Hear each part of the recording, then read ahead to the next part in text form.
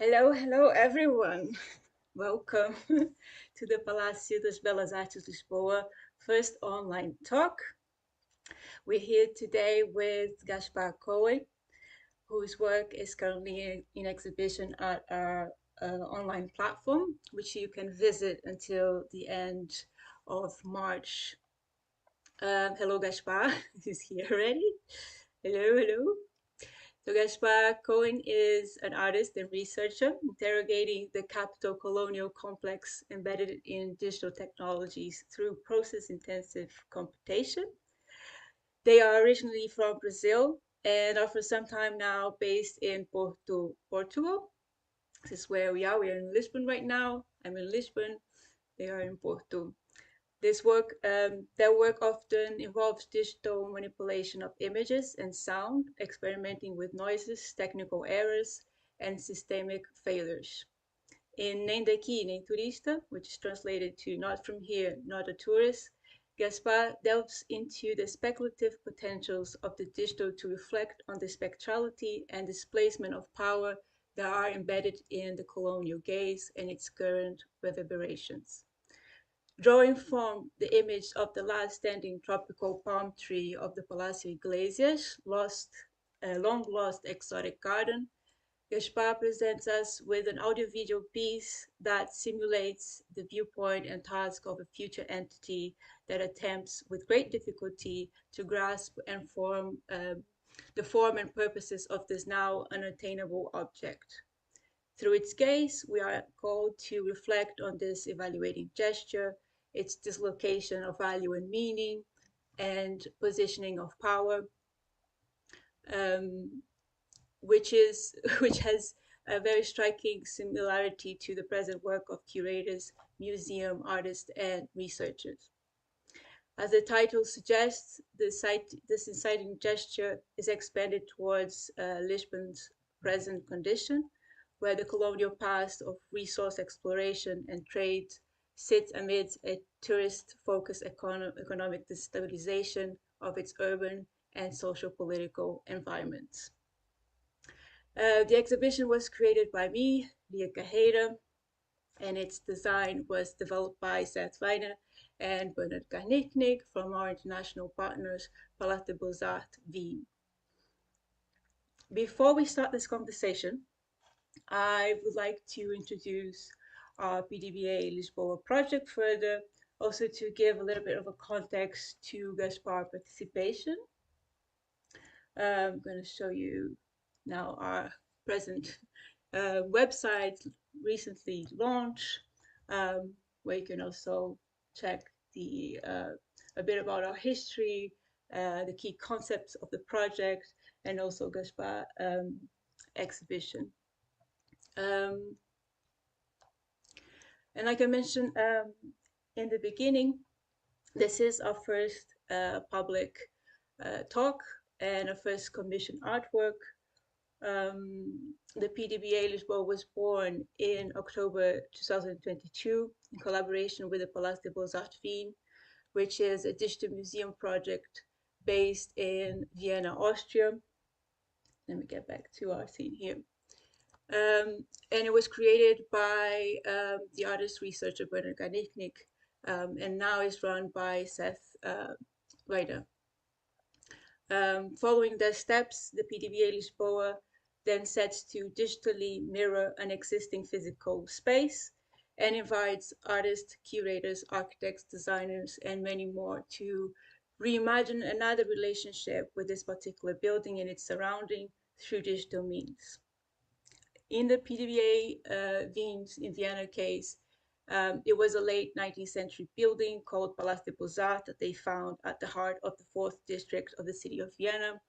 And in Lisbon's case, we were able to find a similar building called Palacio Iglesias, which, being situated next to the Academy of Fine Arts, also became known as the Palacio das Belas Artes, which can be translated Palais de Beaux-Arts or Palace of the Fine Arts. This building has a particular and very interesting history. It's situated at the Lago das Belas Artes number 2. and it was restructured and repurposed many times since its conception in 1859 by architect Giuseppe Sinati, who built it for the Iglesias family. These many structural shifts, one over the other, led me to think of it as a spatial palimpsest, where layers of paints are laid over one top of the other, but also because many of these spatial reorganization that it went through was to accommodate the needs of different institutional functions, including those of the Portuguese General Directory of Livestock Farming and the Ministry of Economy around the 1970s. Today, the building sits empty, now owned by the pension funds of the Bank of Portugal, which through these and other acquired buildings in the historical center of Lisbon, profits from real estate speculation and luxury apartment rentals, amidst the city's critical housing crisis that we find ourselves in. So the idea of inviting artists and other creative practitioners to engage with the building, its history and its surrounding community, but mostly with its spatial heritage, is to bring to debate these and other critical concerns that were both then relevant and then and now. And so this is where Gaspar come in. Gaspar was invited to produce a digital artwork within this frame, and they, being the PdBA's first artists, got to freely pick from the many layers of the Palacio Iglesias. We had a first meeting, and I was able to present to Gaspar the many possibilities of working in themes that they could work with. So I think this is our starting point, and this is where I'm going to start asking some questions to Gaspar. Gaspar, hello again. Put on your mic so we can hear you. Hello, everyone. Do you hear me well? Oh, I hear you well. Yes. Should be okay, no?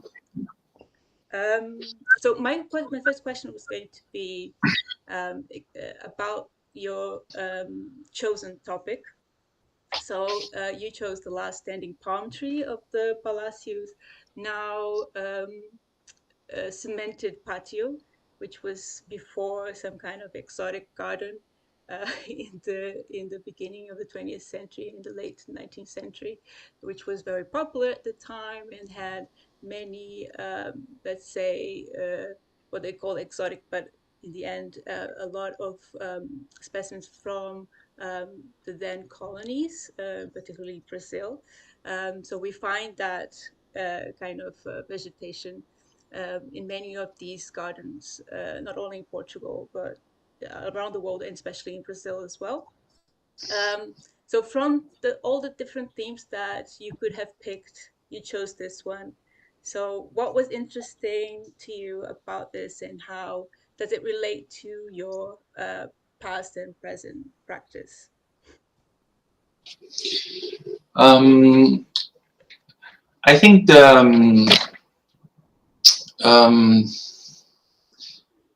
what got me from that palm tree was the feeling of probably loneliness that where it stands, because it's been like maybe it was surrounded by a lot of other displaced plants or vegetation at some point, and right now, and well, I didn't know this in the beginning of the project, but right now it's kind of there on itself, apart from some weed that has been growing like wild urban vegetation that has like actually managed to be quite strong together with the palm tree, and I find this also quite interesting. But maybe I was going to share some images, right? Can we do this now? Yes. Because first of all, actually, I'm going to take a step back before we start doing this, and to thank you and thank everyone who's probably watching. I kind of messed up here. I wanted to do this first, and we will have time to thank everyone at the end as well. Okay, sure. So let's start presenting, and I have some images just to accompany this, and you already introduced it quite well, so it's going to be a quick one. Okay, we'll do this. Window. I think it's important too, before you start, to also highlight something that at least for the Palais de Beaux-Arts in Vienna, in that case, people had some difficulties to understand that we don't have access to these buildings. So in Vienna, they don't have access to the Palais de Beaux-Arts in the fourth district. And in Lisbon, we also don't have access to their interior, only the exterior and how Mhm. it presents itself, to the world. And when we invite artists to engage with it, it means that through this digital mirroring, we're working with digital images, mostly, or captured image. And in your case, you also brought in some drone images, which was very clever. And I'm sure you'll be able to talk about this, but it's just to highlight the fact that the whole purpose of it is not having access to its interior, finding other ways to engage with the physicality of the building. And I think you're going to present us a bit about that, right? Yeah, definitely. I think it's also about imagining what's inside, and also our possibility to reach for something that is out of our control. So I'm gonna share now and think, like, ask someone, even before I start sharing, like, try to imagine what a palm tree is and how it's related to environment, or like how is the environment around it. And I find it to be like quite figurative. Like, often I've done a few like searches around the web, and usually the palm tree is very like accompanied by like this abandoned like island in the middle of nowhere, or like the Naufrago movie. I forgot how it's called in English. How's it called? The Naufrago. Well, Castaway, I think. Is it? yeah, like when you get washed out in the Yeah. ocean, and then you arrive at this palm tree full island, and this is kind of the virtual idea of a palm tree, or how it's pictured, right? So, and so that was the interesting part, was to arrive in this idea. Like, I didn't see the palm tree. I now know that it looks a bit like this, uh, and it's quite different, right? Like you can see a bit like of a geo-like, or a cubic um, man-made environment around it, and I found this to be like, oh my god, poor palm tree, right? And how is the story of this like displaced being? And even because I'm living in Porto, which is actually quite, well, for Portugal ways, it's far from Lisbon.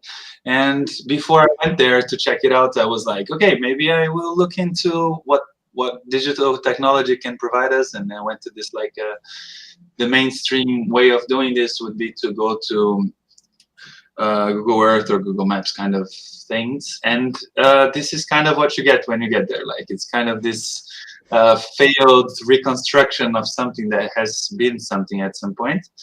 And I found this to be quite interesting. Like, this was, so my encounter with the palm tree was actually first digital, like this one.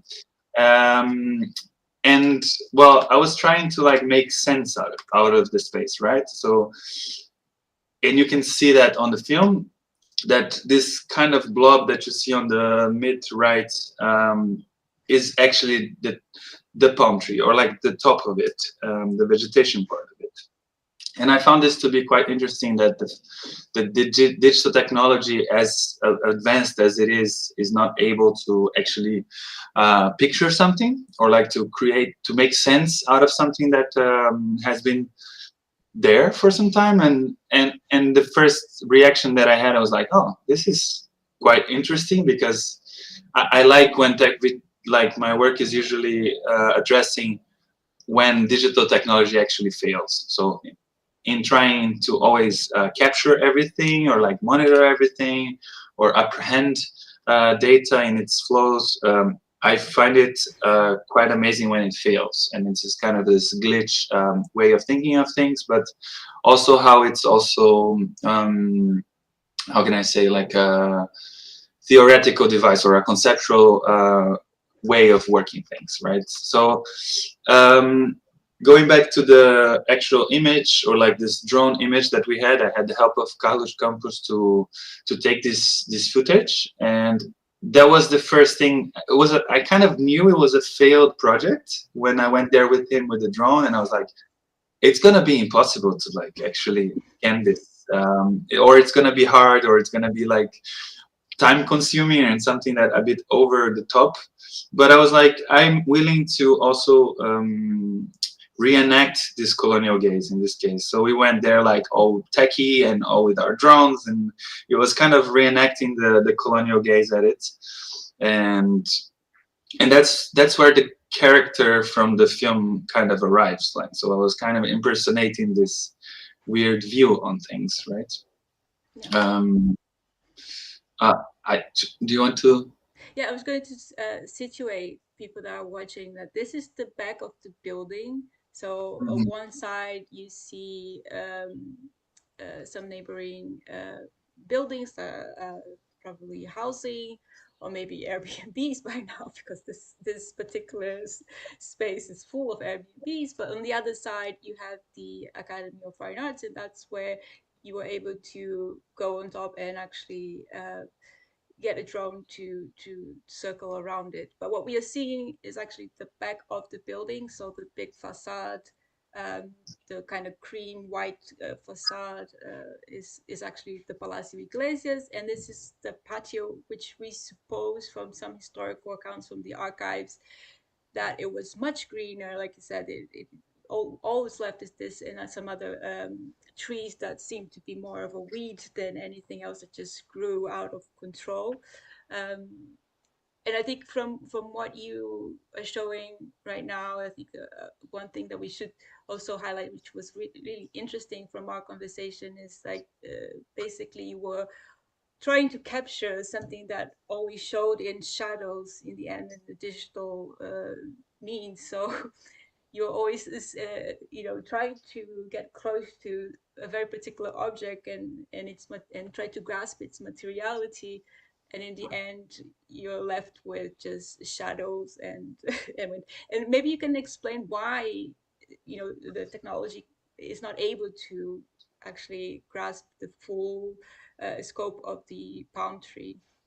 Yeah, I think I'll have this in the next image. Yeah, this so from taking this ridiculous amount of pictures and videos, we kind of I used this like very, I mean, I would say very basic. It's not very basic, but like a photogrammetry, which is something kind of starting to be mainstream now with 3D scanning.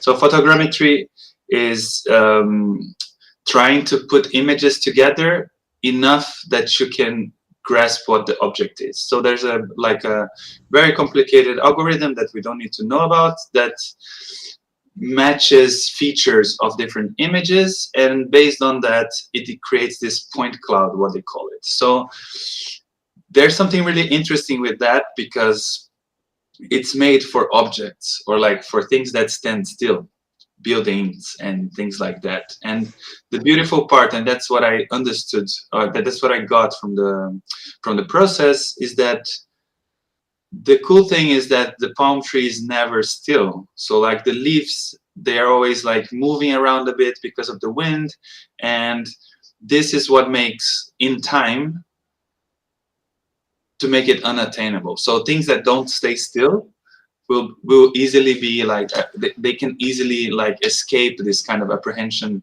because it takes not a long time, but I would say like 20 minutes, half an hour to get all these images. So from that, the leaves have moved already. From one picture to the other, they have moved. So what we get is something that you can see on the pictures, but then when it reconstructs, you're always missing the top part. So this is like a top view of the 3D modeling, or like point cloud, which is quite dense right now.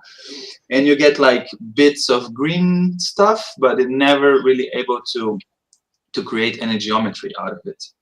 So there's something like on this like a phantasmagoric idea, or like a spectrality of this object that I found to be interesting. And so yeah, I mean, there's something about escaping the methods of control that amazes me in this, and also like metaphorically speaking.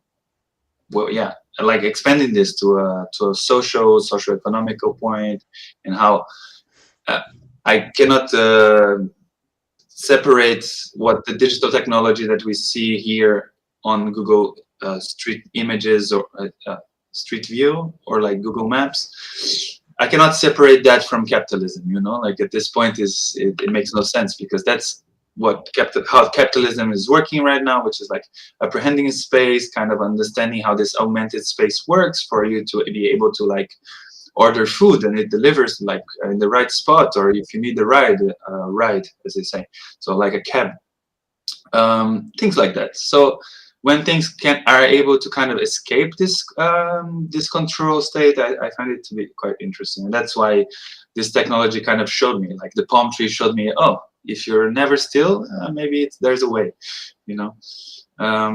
That's an interesting point that you brought up, because if we think about this kind of technology, especially Google Street View, when it came up, and people were very concerned about the fact that it was going to just map the whole world and get their houses, the way, you know, what they're doing on the streets and everything. That whole debate came up, and I think decades now. I think it was maybe 2000 and what was it, 2010, when it actually I think kind of became more popularized. It was 2013. Uh, Now, maybe a decade later, I think we naturalized that a lot because of all the services that we kind of need and subscribe to, and say, okay, we need this kind of surveillance to be able to make use of other, you know, goods, right? There are other services that would be yeah, into our benefit, and we forget about the whole debate that came with this technology in the beginning. People are very concerned, and something like that, perhaps, if I think Germany was very emphatic on it, on how houses should be private and shouldn't grab that. And it's interesting how we are able to see the backside of this building just through Google Street View, and perceive a little bit more and enter the realm that we cannot enter through this kind of technology. yeah. So I wonder, I don't think I have extra pictures. Yeah, I'm good with the pictures. Should I stop sharing? So we can talk. We can go back to, yeah. Yeah. And then while we are at it, I'm going to ask those who are watching and want to send us comments and questions. They can do that through the chat. We're we have a bit of delay, so um, we'll get to your comments and questions if you have it in a bit, and you can send it while we're talking. And then my second question was going to be about exactly about this process of having picked the theme up of working with the palm tree. How do you get, because you work with different, in your practice with different medium and different way of working with the digital. How do you get to choose what to do with that particular content? So do you go there, like you said, like you go and investigate and try to grab the image of the palm tree as much as possible, and then afterwards come back and try to ponder what to do with it? Or do you go already with a very delineated plan on what kind of thing you want it to become? Because in the end, we have this amazing video, very nicely put and edited. Uh, but I think from our conversations, we had also other ideas that this could become something. First, two videos and not one. There are a lot of discussion. We also have we had thought about the platform itself, or the exhibition platform itself, and making it simple enough, but also bringing it some kind of level of or feel of immersion to it. Um, but we wouldn't explore too much of like a 360 video, because it would be a lot to do at the moment. So how do you in your process, how do you decide what formats to make it? I mean, I only think that I explore different medium, or like a multi-medium artist or something like that, because each subject triggers something, right? Like each project has its own questions and how I want to address them. And in the end, that's what chooses the medium for me. I don't have to think so much, because in this case, you know, because I know that this platform uses 3D scanning to try to figure things out, that's already the direction that I would have to go to explore more of what I find interesting in it. So when you see the video, there's also a whole different part of the video, which is the found footage, or found footage as in the videos that were taken from the internet, and they are like also the symbolic part of it, you know, like in one way we're trying to reconstruct this failed attempt, but on the other hand we are trying to like also think about how things go, or like how things are seen.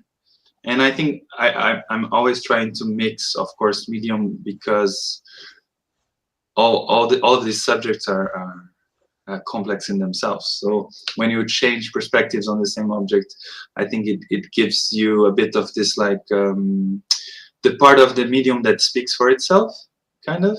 A bit Marshall McLuhan, but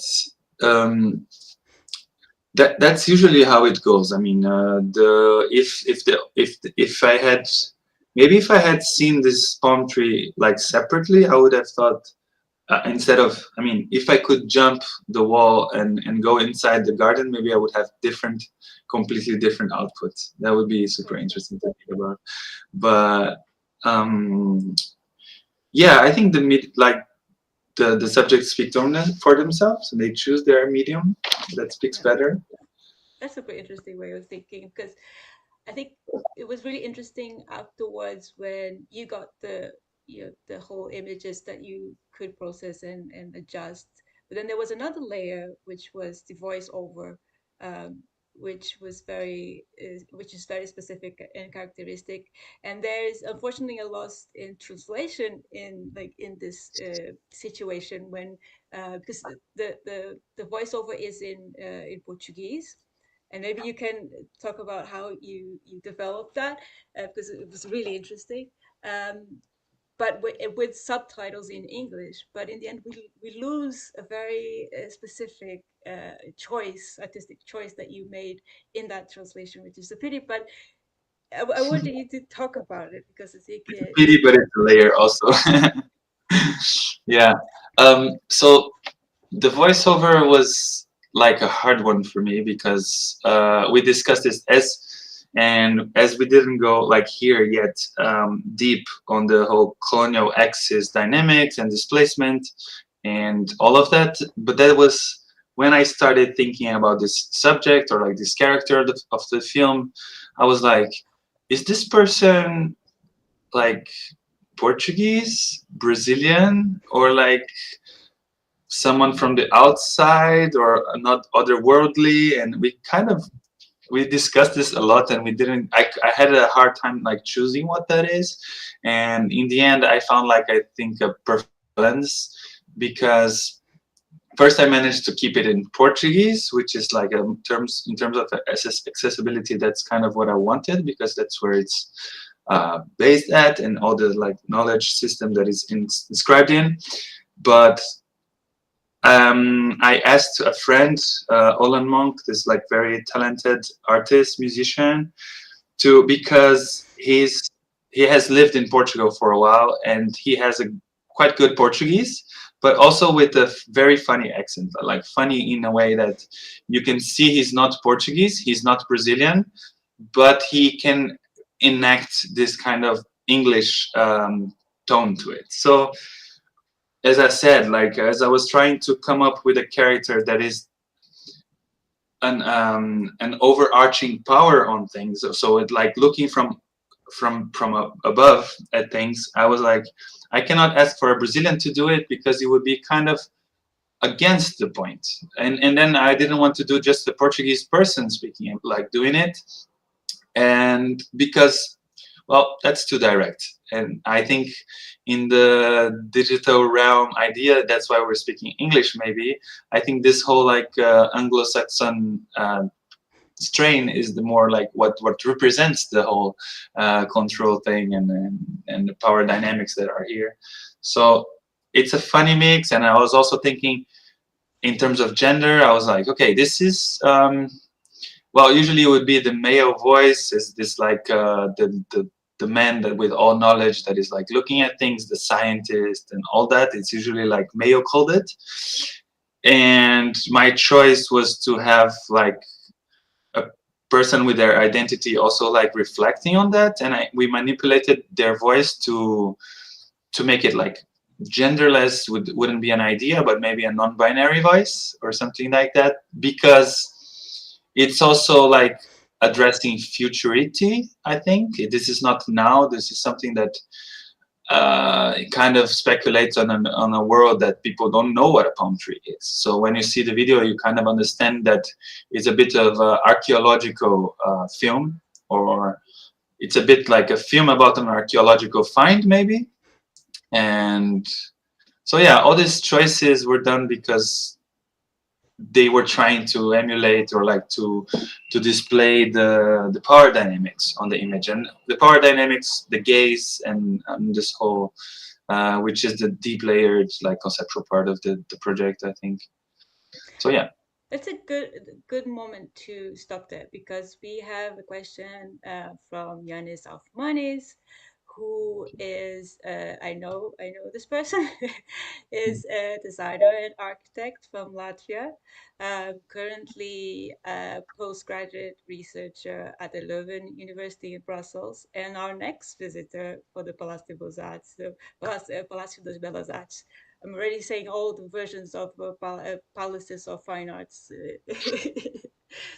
And so Jan is soon arriving to Lisbon to also kind of delve into the history of the Palacio. And he's asking, Gaspar, thank you for presenting your work, and Lia, thank you for curating. Can you comment on the meaning of the log entries you chose to mention in your work? And I think Jan is exactly mentioning this point that you just said, like, in the voiceover, there's always like log entry number something. Mhm. So can you talk about a bit about that? So yeah, actually we call it voiceover because, well, it's in the film and we don't see the person, but in the end they're almost as if found log entries of someone that is studying a specific subject, like a research log, which is made usually, like in this case, recorded.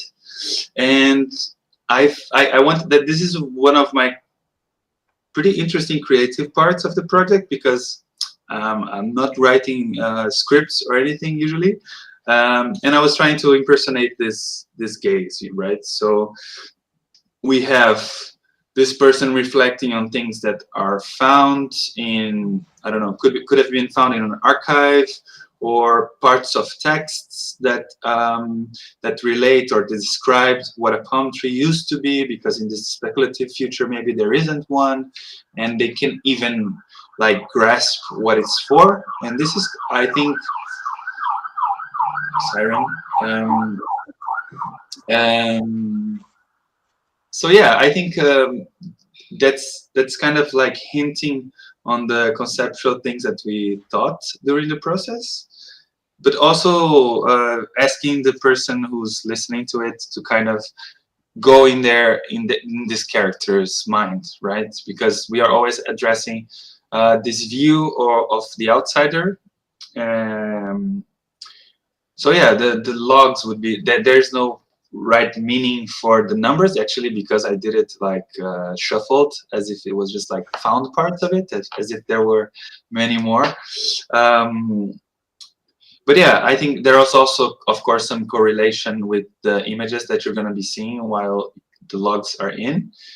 And especially on this found footage part, which is like 360 videos of places with palm trees and things that I found around, that they are as if also found from an archive that the person has no idea what it is actually. So it's like, yeah, there's this thing that's been around and I don't know, and don't really know what it is. And they're trying to figure it out. it's a bit of a foolish game that they're playing, I think. You know, it's for us, in different ways we relate to that. So like in places where you have native palm trees, you relate to palm trees and other vegetation in a specific way. When you displace it to Lisbon, people from Lisbon have it as actually a sign of status. So it's quite interesting, because since I started talking around about this palm tree to all my friends, they kind of mentioned this, like when you see a house and there's like a palm tree coming over the wall, it's kind of this like the crown of someone that has had money at some point, you know. So it's like quite interesting how specifically in Porto or anywhere in Portugal, I believe, how they relate to this object. Like it's a status object. It meant that someone spent enough money. Even after the whole colonial era, people are like still shipping palm trees to adorn their garden. So yeah. I went a bit off topic. I'm sorry. No, exactly. I think what was asked, right? Yanis, correct us if we got it wrong. But this brings me into two interesting points. One is like when we were researching about this topic, yes, we found out that this status, and it also comes from the fact that even in Brazil, um, the palm tree was very had it carried a lot of this monarchical weight to it and value to it, as the monarchs were distributing freely the seeds of the palm tree throughout the colony, which originally does not come from Brazil, by the way, for those who who are asking, like thinking, where does a palm tree come from? It does come from South America, but mostly I think it was now I forget, but it's not from Brazil. Wasn't that in the Caribbean? Yeah, I think maybe yes. It was the Caribbean. Yeah. Just escaped me now. But it did reach many of the South American countries. I think it also, if I'm not mistaken, like Colombia and so on. Um, and then in Brazil, we had this distribution of the seeds that already came from these other colonies uh, elsewhere. But we also had the first botanical garden, which is in Rio de Janeiro, and they planted the only palm tree at the time there. And to kind of highlight the exclusivity of their, exhibition, they told all the slaves that actually took care of the gardens at the time to burn the seeds from that palm tree as soon as it actually provided seeds. So you had two different things happening at the same time. One was the monarch distributing the seeds for free for their students, and then the second, the slaves that would at night go and grab some of these seeds to sell it uh, elsewhere, what they call the black markets, right? And for I think 100 it was I think 100 haze, if I'm not mistaken, or something like that. Um, so we had these two different system happening, and so some people could have the privilege to plant in their gardens and show the wealth that they were actually related to the monarchs and so on. Other people then decided to buy to also show some kind uh, of wealth, or to to have this kind of the same gardens in their own backyard. And we see that today everywhere, like I said, in Portugal, but also in other countries that relate to this kind of history, colonial history, through the palm tree. And then There's the something. sorry, I'm sorry.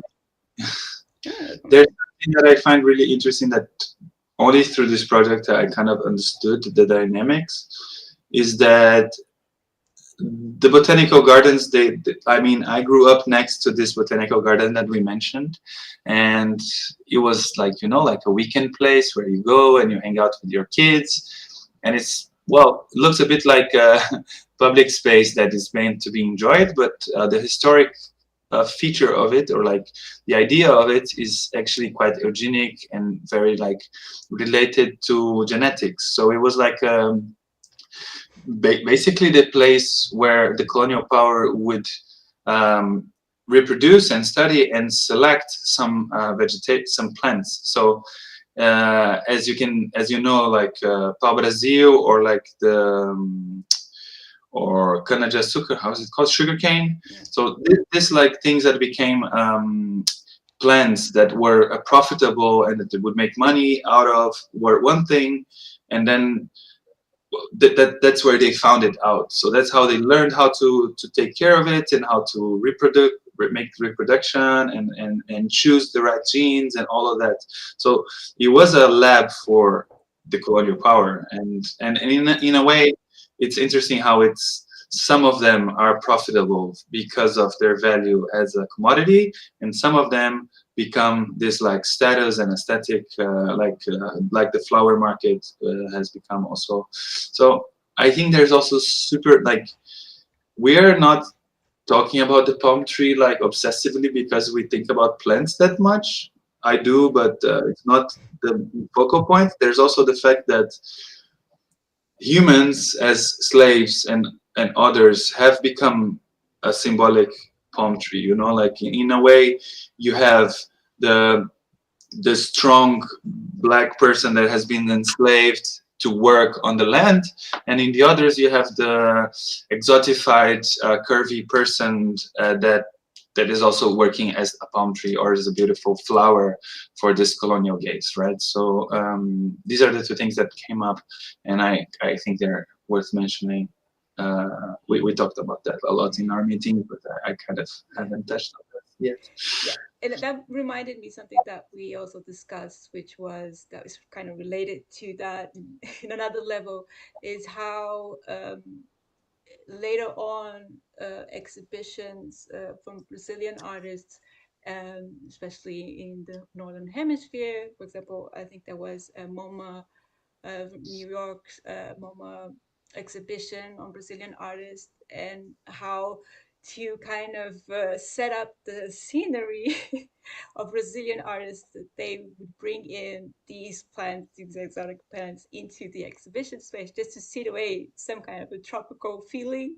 I don't even know if the plants were right for the time, or whether they, get those plants and put it there. But it's exactly this debate, and how um, they related some exoticism to Brazilian artists, and had to kind of create, mimic some kind of a scenario that they were kind of had an imaginary already built on that Brazil. And I think this was the 1960s exhibition. How Brazil was very much about, the rainforest and the plants and so on and so on. Was Um, phenomenal. Italia. yeah, exactly.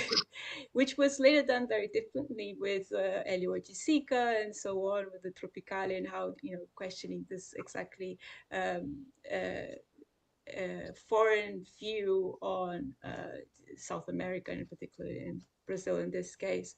But it's Mhm. interesting to see how the palm tree also comes in as a symbol of this kind of exoticism, and how certain things are more valued than others, and actually used in a way to to relate to this past, this colonial past, through the trades and so on.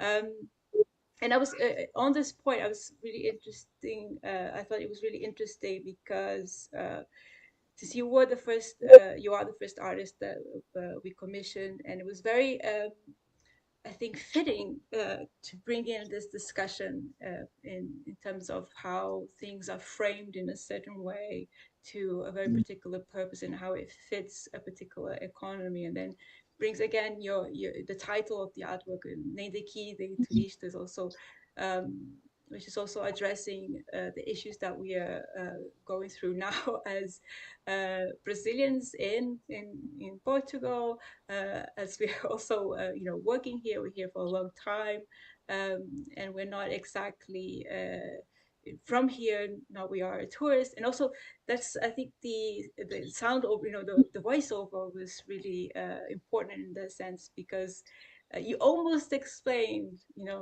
the person how, like, well, they're not from here, and they're also not a tourist. Like, they speak very well Portuguese, but they have this accent, so it kind of shows how this person Yeah. is not from here, but they're also not a tourist. They're not embedded in this kind of a tourist-centric economy, and they're kind of viewed in a different light.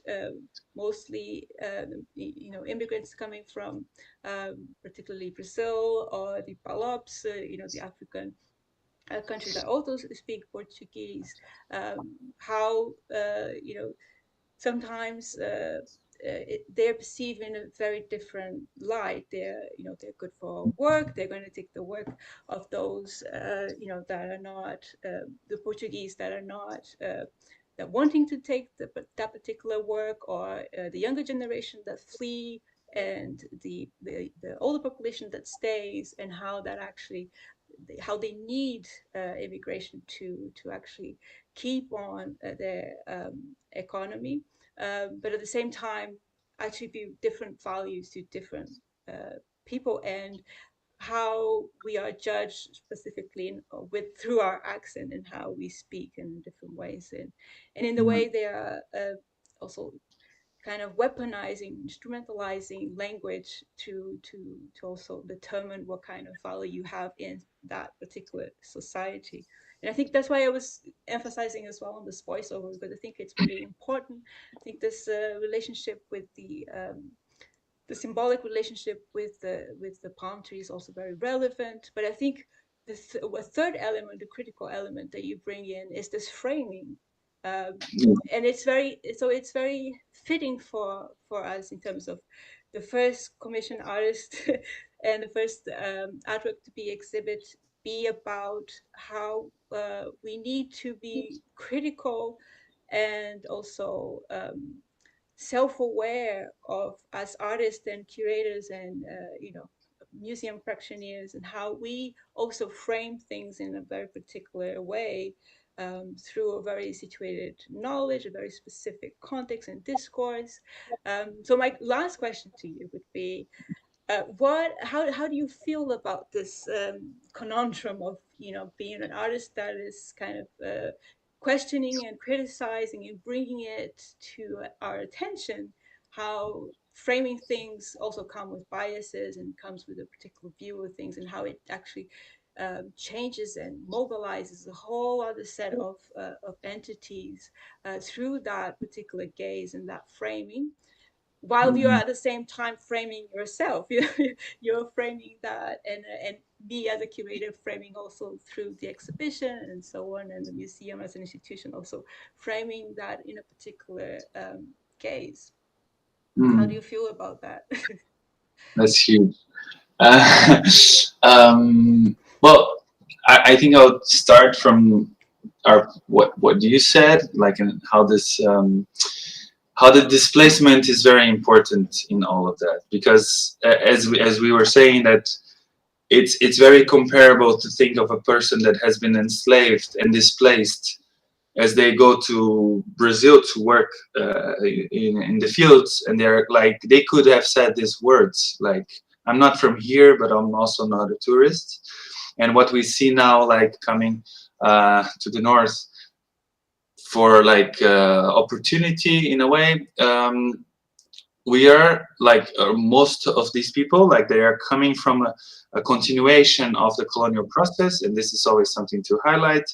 And we are it's what we call like economic refugees, right? So like these countries, and Brazil is a specific case because of the size and all that, but most of the countries that have a colonial history as a colony, they are not in a bad shape, like they're not in a good shape. So people are looking for opportunities, and they arrive here and they're like, I'm not a tourist. Tourists are usually white, coming from wealthy countries and all of that, or, and this is the new layer, which is like the very contemporary digital nomad idea. So like you can be a tourist if you have money to spend here, but, or you can just, yeah, just by how you look, or if you how you speak the language, or like how you not speak the language, because if I speak English, maybe I'm more welcome, no? It happens very often, I would say. So this informs also the where your question comes from, I think. So as we're trying to like work on this inframing of things, and how knowledge systems have been established, and trying to critically engage with that, is also understanding that none of the gazes are meant to be static. So like there's kind of a totalizing power in power itself. So as a kind of hegemonic power is there, it's trying to also keep its boundaries and keep everything in there, like boxes and framings. And this is like my first act on existing on this axis. So like coming from Brazil and being here for like around 7 years now, the idea is to show to people that all of things are like relational. So in a way, it's better to always keep moving and understanding things in multiplicity, other than trying to, you know, like I move here and now I'm gonna try to fit to the Portuguese culture, and I'm gonna try to do this and this and that in order to fit to something, or the art system, or whatever academic system that is, whatever I'm inserted. I'm always trying to push boundaries a bit in terms of where do I sit and how do I relate to that. So I think we like the Brazilian culture knows this very well, and this is kind of how we relate to each other, although we are of course under always like hegemonic and control and state in power, like state power and all that. Like the more vernacular culture in Brazil, like it's very about relationality. So like about changing perspectives, and about knowing how to improvise and all of that. And I think this is kind of the thread in knowledge that I'm interested in, you know, like trying to think things in multiplicity. So that's my act against the whole totalizing, straightforward vector thinking and synthesizing things. It's more like complicating things in order to get rid of some useless standpoints and this kind of stuff. I think, yeah, I think it kind of Yeah, answers your yeah. I think that's a really good point, because, and this is a time where I promote the Palacio, because we recently published as well, a bit before your exhibition came out in December.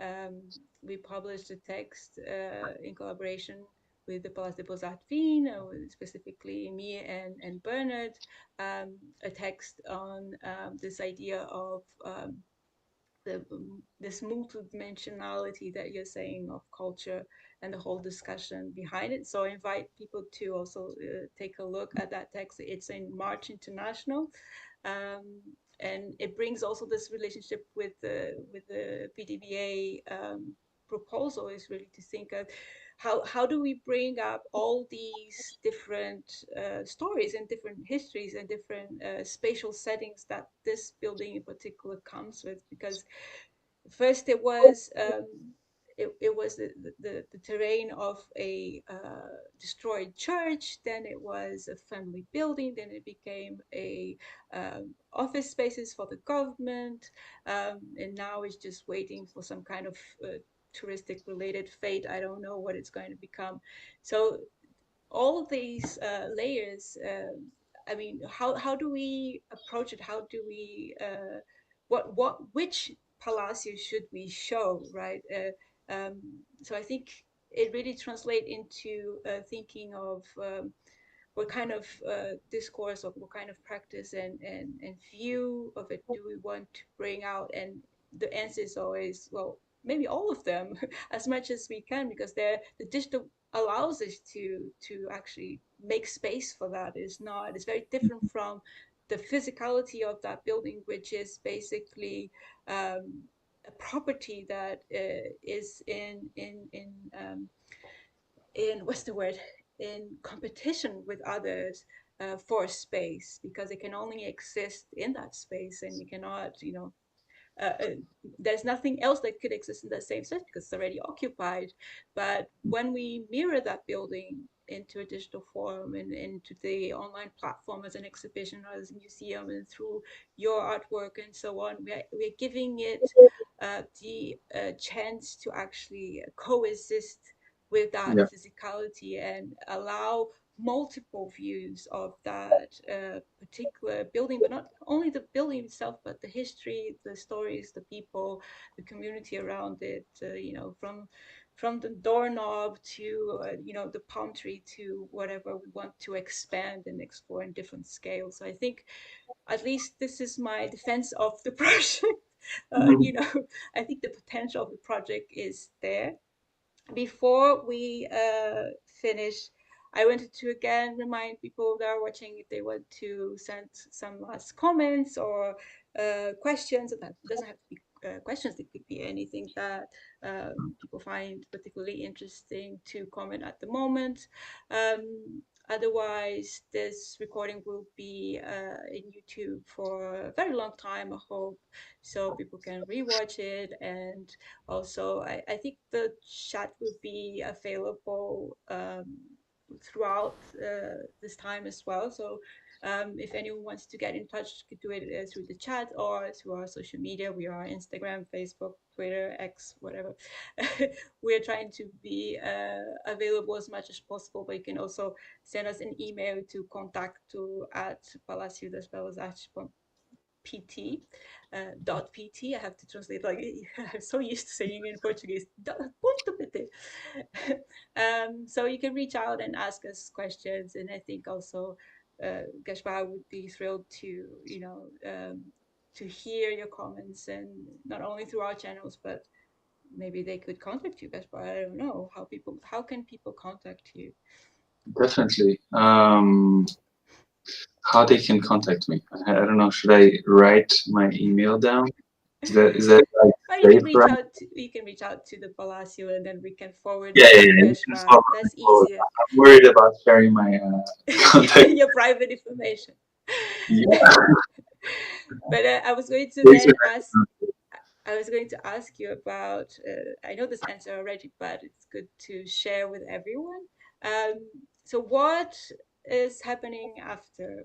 I mean, from your investigation with the palm tree? What else is coming that kind of came from that research and work? And I know there's things planned, but if you also think that there are things that you would like to explore, would you like to expand that further in a different way? Yeah. I mean, I don't want to give any spoilers, but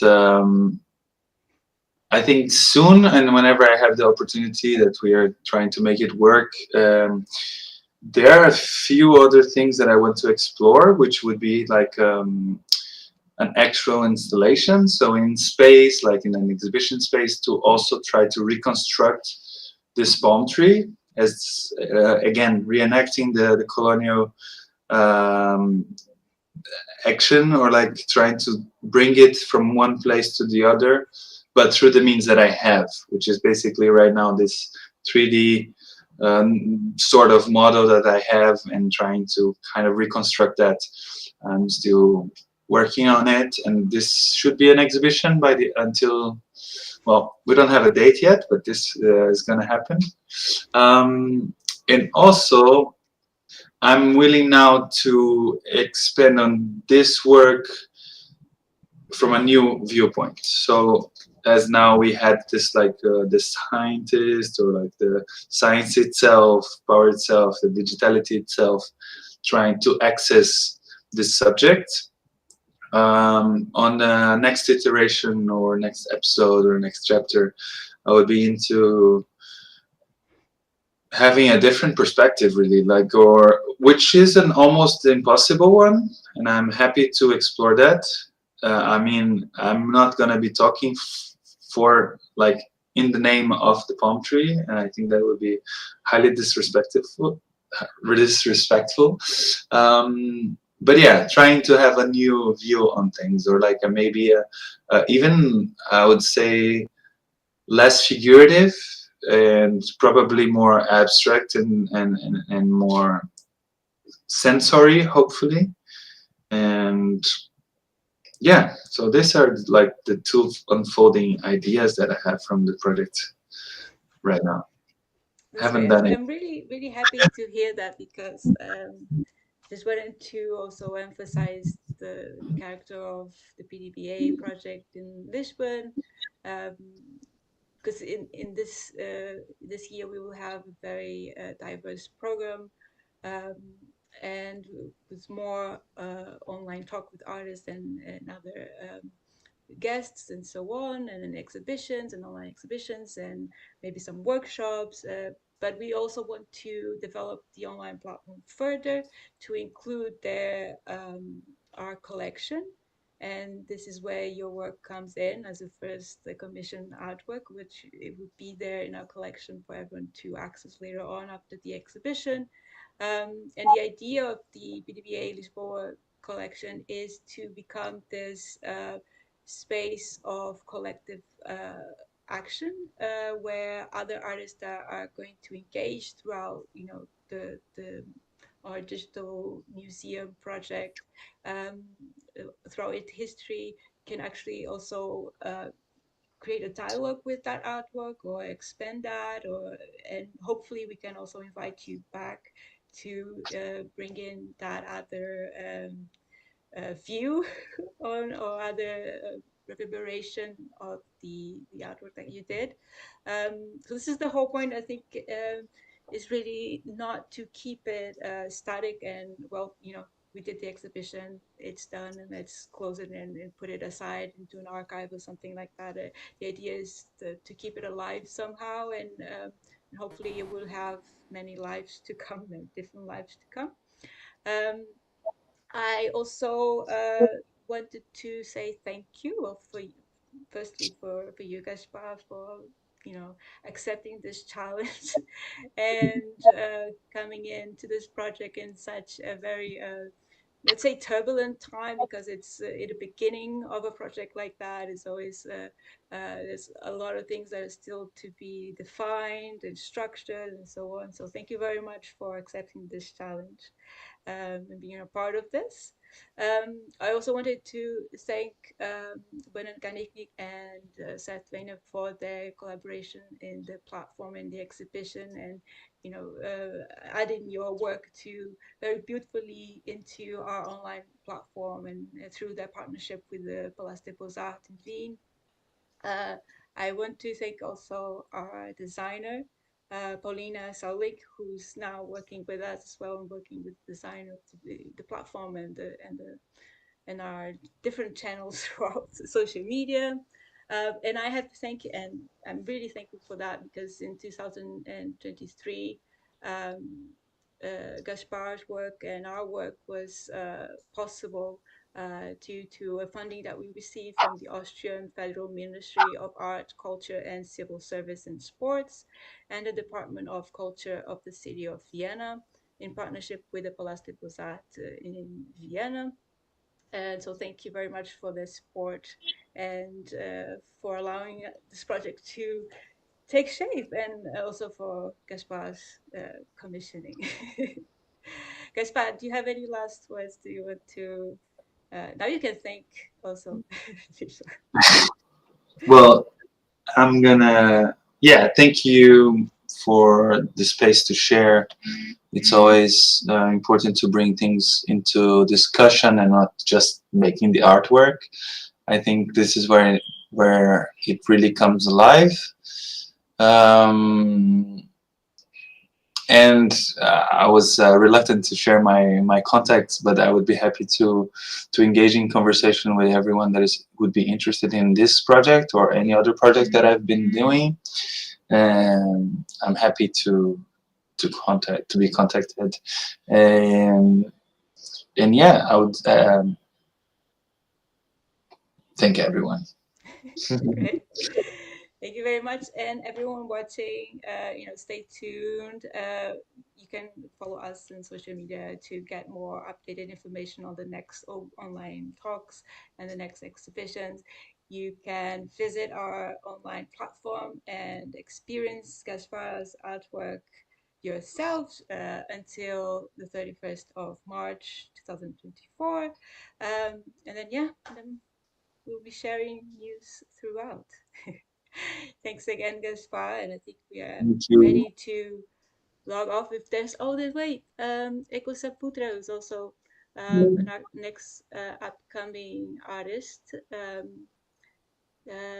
Echoes ask, thank you, Lia and Gaspar. This is very interesting talk. Oh, thank you, Echo, for watching. This is really wonderful.